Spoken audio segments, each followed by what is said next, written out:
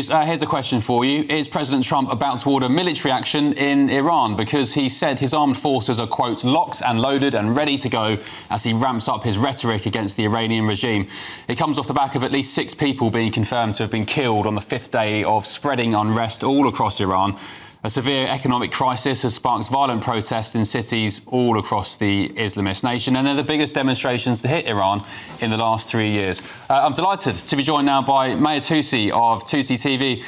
Mahyar, good to see you, my friend. You've been leading the way on this reporting, great coverage on your channel. Just tell us, please, why is this so pivotal? Is this any different to sort of uprisings we've seen in yesteryear? Thank you for having me, Ben. Yes, it is. This one, there is a whole situation about the ongoing crisis, but the build-up, because the last time we actually had a cost of living crisis implosion was in 2019, and that there was just a range of protests. But in fact, actually, credit to GB News, you guys have been reporting this, and big shout out to you, Ben, because you've been covering it properly. But most of the mainstream media, including the official reporting from GB News, is all about anti-government protest or economic crisis protest. That this is an uprising against the Islamic occupation, and that's why the chants continue to be against the Supreme Leader Ali Khamenei and in favor of the Crown Prince Reza Pahlavi. So the truth has to be told about why this is happening. The build-up is more important than the actual trigger. Yes, the trigger was the collapse of the dollar, of the currency against the dollar, but the reality was that this was they were planning this and coordinating this for a long time.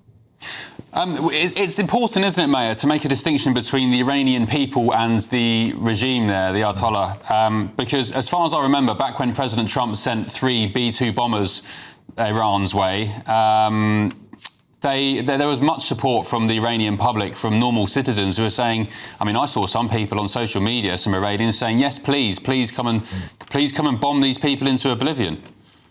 Yes, the people of Iran, the 2 things are clear from them, what they want. They've always said that they don't necessarily want any foreign forces to put boots on the ground and invade the country like Iraq. At the same time, they know that Israel and the United States, they have an enemy, which is the Islamic Republic, which is the same enemy as the people. And the Iranian people knew that they can trust both the IDF and the US military.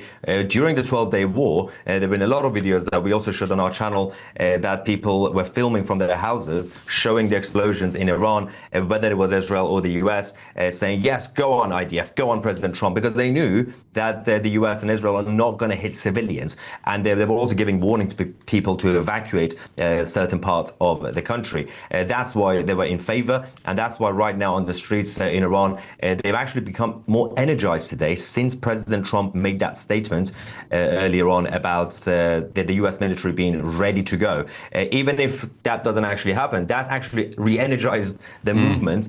People know that he may be bluffing, but he's not predictable, as you know, President Trump. So if he says, well, I'm giving you a warning, if you kill more, we are ready to come, he might go. This interruption is brought to you by ExpressVPN and their New Year deal. New Year, new VPN, and a huge saving of up to 80% if you act now. You're busy planning how to get in shape, but the hackers are planning how to get into your accounts. ExpressVPN locks down your connection so you can start the year protecting your data. This offer ends on the 7th of January, so scan the QR code or click the link in the description now. Yeah, the power of social media, right? Especially when it comes to President Trump. And you know what, President Trump, people may think he's not across the detail of his posts on social media. He damn well is. He knows what he's doing. So whether he means it or not, as you said, it will energise the Iranian protesters. It will give some optimism and hope. And Mahyar, just explain for us, please, for those who including me, who weren't aware of what Iran used to be like back in the day before the Islamist takeover. What is the goal here? A return to what? What could Iran look like if we get rid of these Islamist nutjobs?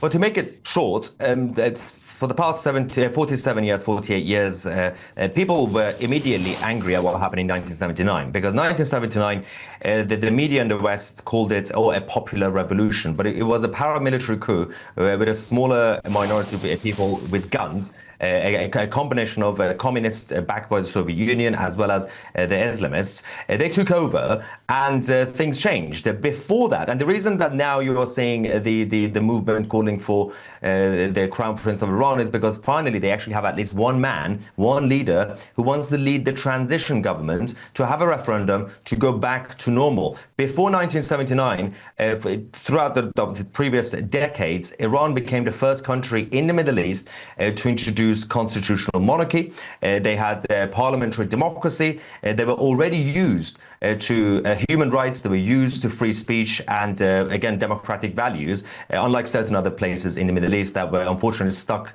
with dictatorships for a long time. They know, they remember that. And obviously, even the younger generation who haven't been taught this in schools in Iran because they don't teach that, luckily they have access to the internet. Luckily, they're speaking with their parents, and they're actually more knowledgeable than me in terms of what was going on before 1979. So this is basically restoration of constitutional monarchy potentially on paper, which is absolutely natural. England went through the same thing for about 11 years. Charles II was in exile while obviously they had Cromwell, who came into power with all the promises but became a dictator and started burning books. Charles II was in exile in France mostly, which was also a bigger punishment to be there, but then eventually came back. And now it's time for Iran, after 47, 48 years, for the Crown Prince of Iran, Reza Pahlavi, to return. Just finally, Mahyar, before I let you go, this isn't just, I argue, a case and a protest for the Iranian people to regain their beautiful country and their life as they enjoyed before, but also the entire West, because we know, for example, in London, there are plenty of Iranian sleeper cells doing their dirty work all across the country, including those who I think they were nicked on the way to the Israeli embassy in Kensington, ready to blow it up. That's the accusation anyway. Many examples. They also fund, of course, the Houthis, Hezbollah, Hamas and so on. Just explain for viewers and myself, how much of a menace is the Iranian regime, not just on its own people, but the entire West? Again, extremely. So I've had my own encounters with the IRGC in London. When I used to live in central London, people linked to the embassy, can't get into the details. But the IRGC have a base in London, in Maydeville, the Islamic Center, which is funded and controlled by the Supreme Leader. During the lockdown, they also stole taxpayers' money by pretending to be a company's house, a limited company, furlough money. The government didn't do much about it. Today, we have James Cleverly, a former Foreign Secretary, calling out in support of the Iranian people. But even the previous government, they refused to designate the IRGC as a terrorist organization. They didn't do anything about the sleeper cells. And the sleeper cells are not really that sleep. We literally have the names of the IRGC sons and daughters and their members who are living in London. They go out to the Annabelle's members clubs and all the other West End places and in Chelsea. They are enjoying their life while their daddies are killing people in Iran. This is one of those revolutions that, once successful, it's going to be the reverse of what you've had previously. So firstly, you've got millions of people in Iran, including Nia Korban, who was on your show earlier. These people see themselves as a guest. They've contributed to the West, but they want to go back home. So you're going to have reverse migration anyway. But you also have an opportunity to kick the IRGC out. This is the time to clean up the West, because it's not safe for these people to be here. Mahyar, great stuff. Yeah, there was one guy, I've forgotten his name, but he lives in Barnet, I think, in a council house which he purchased, and he was a minister in the Iranian regime some years ago, and he backs the fatwa on Salman Rushdie. He's now living in Barnet in North London. So there we go, insane. Mahyar Tousi, thanks very much, appreciate it. More can be found on your YouTube channel and social media, Tousi TV.